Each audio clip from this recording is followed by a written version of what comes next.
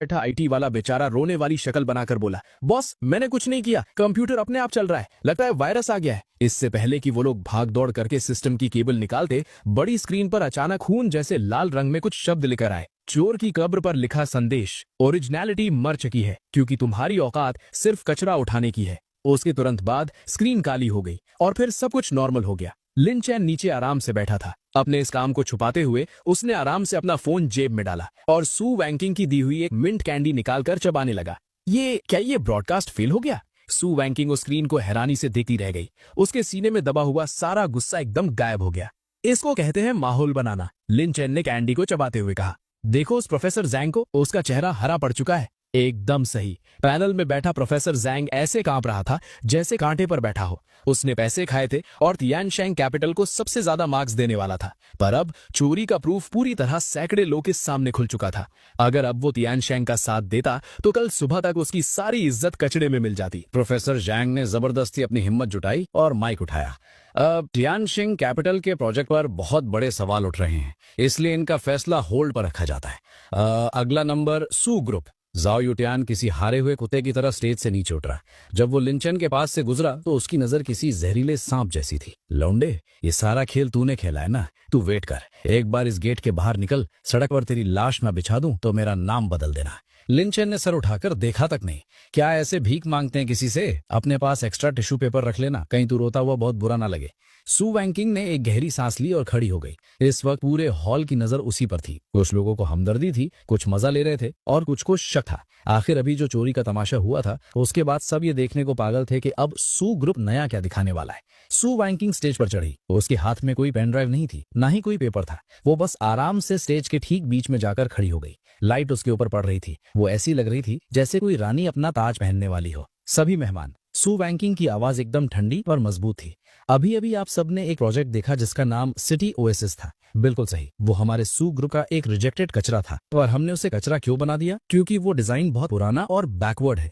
पूरे हॉल में एकदम हल्ला मच गया। बैकवर्ड? भले ही वो प्रोजेक्ट कॉपी किया गया था, पर इंडस्ट्री के हिसाब से वो अभी भी टॉप लेवल का मास्टरपीस था। आप सबका ज्यादा टाइम वेस्ट ना करते हुए सू वैंकिंग ने स्टेज के नीचे खड़े लिंचन को देखा। असिस्टेंट लिन, शुरू कीजिए। लिंचन ने हाँ में सर हिलाया। उसने वो सिल्वर मेटल का ब्रीफकेस खोला, पर उसने अंदर से कोई पेपर नहीं निकाला। उसने एक मुक्के के साइज का काले रंग का क्रिस्टल बाहर निकाला। ये सिस्टम की दुकान से खरीदा गया पोर्टेबल होलोग्राफिक प्रोजेक्टर था जिसका रेट $5 मिलियन था। लिंचन ने उस क्रिस्टल को स्टेज के ठीक बीच में रख दिया। वो क्या चीज है? जजेस ने अपनी गर्दन लंबी करके देखने की कोशिश की। अगले ही सेकंड एक गहरे नीले रंग की लेजर लाइट आसमान की तरफ शूट हुई और एक सेकंड में वो पूरे हॉल में फैलकर उस पूरे एग्जीबिशन सेंटर को कवर कर गई। वो पूरा हॉल जो रोशनी से भरा था वो अचानक अंधेरा हो गया और उसकी जगह हवा में झूलता हुआ एक बहुत बड़ा और एकदम असली जैसा दिखने वाला वर्चुअल शहर खड़ा हो गया।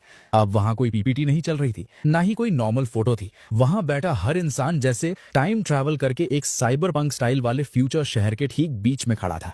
बड़े बड़े नियॉन साइन बोर्ड्स उनके सर के ऊपर चमक रहे थे। हवा में बिना किसी सपोर्ट के फ्लाइंग ट्रैक्स बनी हुई थी जो आसमान छूती बिल्डिंग के बीच से गुजर रही थी। एक एक ईंट और एक एक शीशा एकदम क्लियर दिख रहा था। यहाँ तक कि उन वर्चुअल सड़क पर चलने वाले नकली लोग के चेहरे के एक्सप्रेशंस तक साफ दिख रहे थे। और इस पूरे शहर के ठीक सेंटर में एक ऐसी बिल्डिंग थी जो खिलते हुए मशीन वाले कमल के फूल जैसी लग रही थी।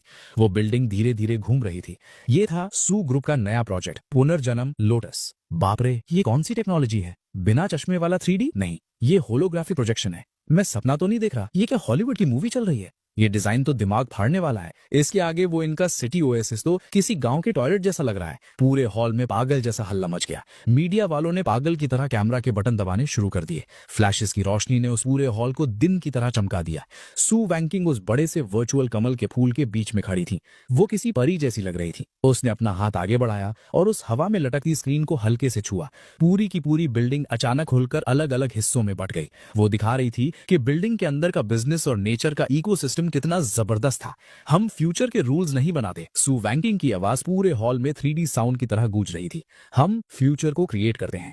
इसमें अब कोई सवाल बचा ही नहीं था। ये एक तरफा कत्लेआम था। ये एक ऐसी मार थी जिसका सामने वाले के पास कोई जवाब ही नहीं था। वो प्रोफेसर जैंग जो थोड़ी देर पहले कमियां निकालने वाला था, उसकी आंख और मुंह इतना खुला था कि लग रहा था उसके नकली दांत अभी जमीन पर गिर जाएंगे। इस जादू के सामने अगर उसने एक लफ्ज भी गलत निकालने की हिम्मत की तो वहां की भीड़ ही उसे नोच कर खा जाएगी। मैं पूरे मार्क्स देता हूँ, ये कोई डिजाइन नहीं, ये एक मास्टरपीस है, ये हिस्ट्री बदलने वाला काम है। एक और जज खुशी के मारे अपनी कुर्सी से उछल पड़ा और जोर जोर से तालियां बजाने लगा। पूरे हॉल में गरजने जैसी तालियां बजी और वो रुकने का नाम ही नहीं ले रही थी। नीचे ऑडियंस में बैठा जाओ यूतियान का चेहरा पीला पड़ चुका था, उसकी बॉडी में कोई जान नहीं बची थी और वो कुर्सी पर ढेर हो गया था। उसे समझ आ गया था कि उसके पास चाहे अरब रुपए हैं, चाहे मिनिस्टर्स से कनेक्शन है, इस असली ताकत के सामने उसकी हर चीज कचरा बन चुकी थी।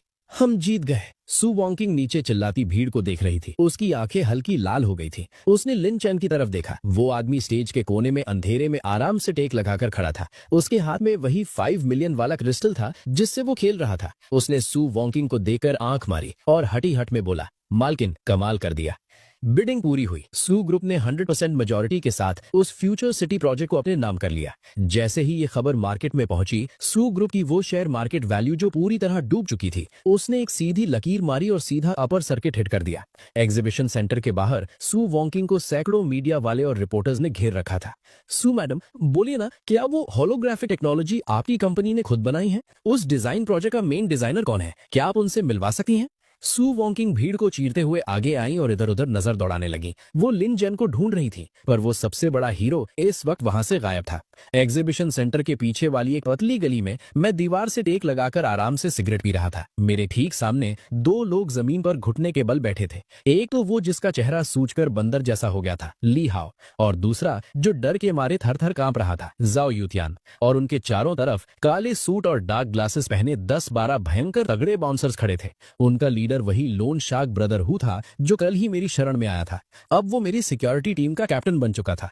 लिन, यंग मास्टर, लिन दादाजी, मुझसे गलती हो गई। मेरी आंख फूट गई थी जो मैंने आपको नहीं पहचाना। जाओ यूटियान का सारा घमंड और चौड़ अब हवा हो चुका था। ब्रदर हु के हाथ में पकड़ी हुई कलाई जितनी मोटी स्टील के पाइप को देकर वो डर के मारे पैंट में पेशाब कर चुका था।